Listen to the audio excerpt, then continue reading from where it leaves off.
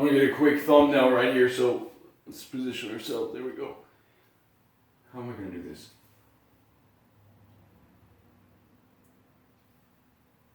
There we go. Welcome back, guys. Just finished a huge walk. Whew, I think I walked, well, it wasn't that big, probably only 3 miles.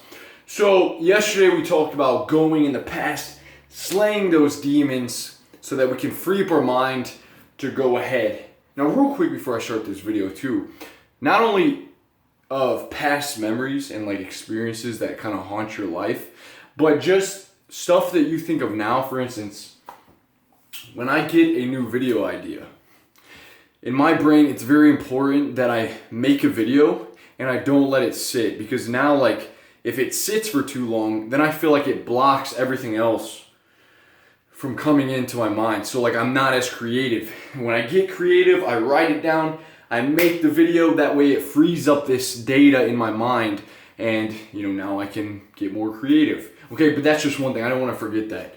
Okay, so we unlocked the past. We wrote an autobiography. If you haven't done it yet, it's very powerful. And when you do this, you can write down your past experiences, the times you were bullied, or you got beat really fucking bad by your parents, or you got ashamed and you felt really anxious. One of the ways I like to look at this is, if you've ever seen the show Attack on Titan, it's an anime.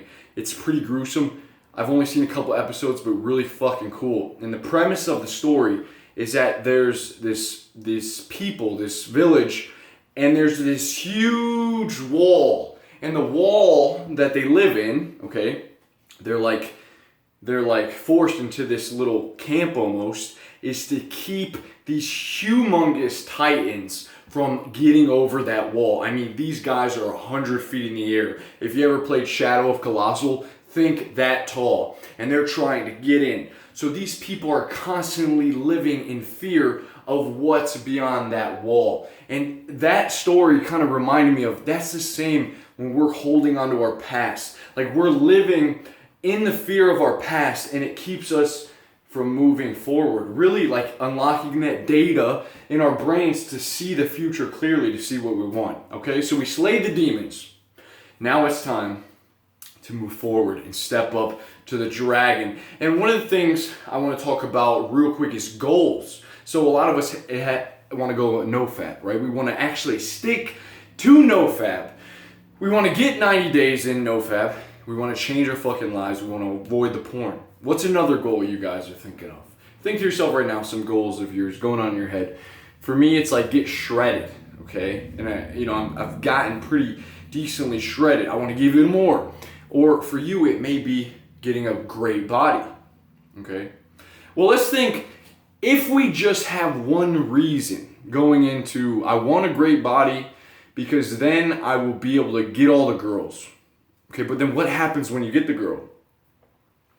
Okay, you get the girl, and now why do you keep working out? Once you got her, or you get married, now why do you work out? Now say the goal was just no-fab. I'm going no-fab so that I can have more intensity. Okay, so what I'm getting at is that when you form a goal, instead of just giving yourself one reason, you have to ask yourself the question, okay, why am I doing this for me? So I'm doing this, I want a good body to be healthy. And then socially, I want a good body so that I can get the girls. Then maybe a little bit higher, and you go up these different levels, these different tiers of reasons that you want something. Because what we're trying to do is give our goals substantial amounts of weight, like a huge reason. Because it's really easy to do when your brain thinks to yourself, maybe working out's not that important.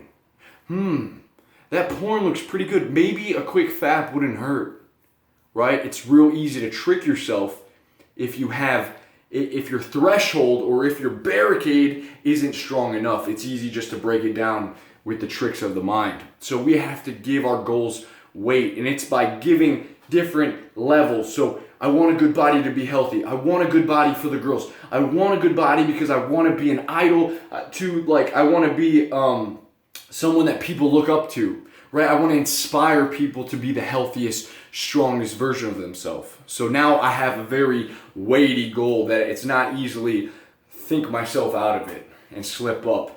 All right, so on our journey, guys, it's very important like that you set these goals, the small goals. So for instance, on NoFap, instead of just saying, I'm going to go on NoFap for all of 2017, what would really benefit you the most is if you went on NoFap for 1 week and you hit that 1 week, and then after that, then you can decide if you're going to go further. Okay, let me tell you why.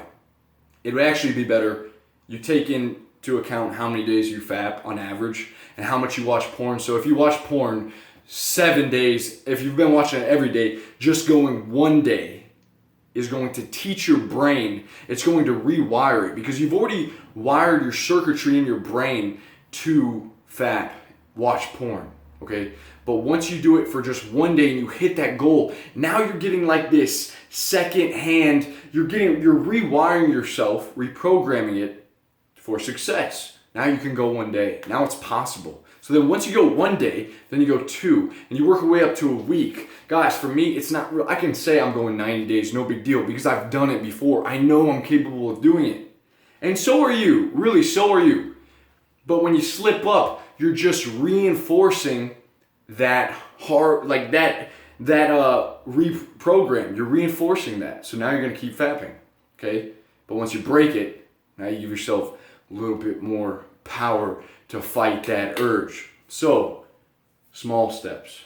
Baby step it. 1 day, 2 day, 1 week, 2 weeks, then 1 month. All right, maybe it was my fault to say on January 1st, let's go a whole month. Because in my brain, that's pretty fucking easy. And I've been going. But no shame to you. You got to start where you are and then change your life. Take the steps to change your life. So, teaching your brain success. So we've unlocked the past.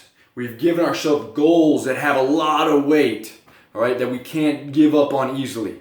Now we're teaching our brain success by hitting those goals. And the next thing is what I've noticed, just coming from a 25-year-old guy to you, my friends, is that as you get older, a lot of you guys are 14, 15, 16, you haven't moved out of your house yet. And what's going to happen is you'll realize like you have to deal with more shit as you get older. I moved out when I was 19. And what began to happen was I was like, shit, now I got to pay my electric bill. Whoa, there's a car bill coming up soon. Oh man, I got rent coming up. Oh God, I got to do this, I got to do that. You know, I got to go like set up my gas. I got a gas stove, I got to pay the gas, right? So what begins to happen is on your journey to hitting all your goals and getting where you want to be, you get this shit, it starts piling up, right? And if you let it, if it gets too big, then it becomes a weight and just weighs you down. That's how you get sad, you get depressed, you feel like there's no escape route. Like you're in that Pokemon tunnel and you need one of those escape ropes. Remember how it gets so dark and you're like, ah. It's almost like when, if you were back in the days like Skyrim, right? Think about Skyrim. Would you rather that dragon like come attack your village, or would you rather get raided by these Indians or Vikings coming to your land and raiding your fucking village? Just, you're like, oh shit, you'd be taken aback. You'd be paralyzed. It would be better if you called the shots, if you had the control to say, now we're going to strike. Now we're going to go slay that fucking dragon. We're going to the dragon's lair. All right, don't let the dragon attack you, bros. What I'm saying is take care of the little shit. But that's a good story. Don't let the fucking dragon come and snatch up your land and your people and get evicted from your fucking house. I saw that happen to my parents multiple fucking times. Eviction. All right, because they couldn't handle all the stress, one thing after other, their credit cards, this and that, the payments, oh fuck. I don't know how they got through it. But I know for my life that it's very important because it won't creep up right away. It takes a little bit of time. Go to the dragon. Cut its fucking throat. Guys, I hope you enjoyed this video. Let me know what you think. Please like and subscribe. I'll see you guys soon. Peace.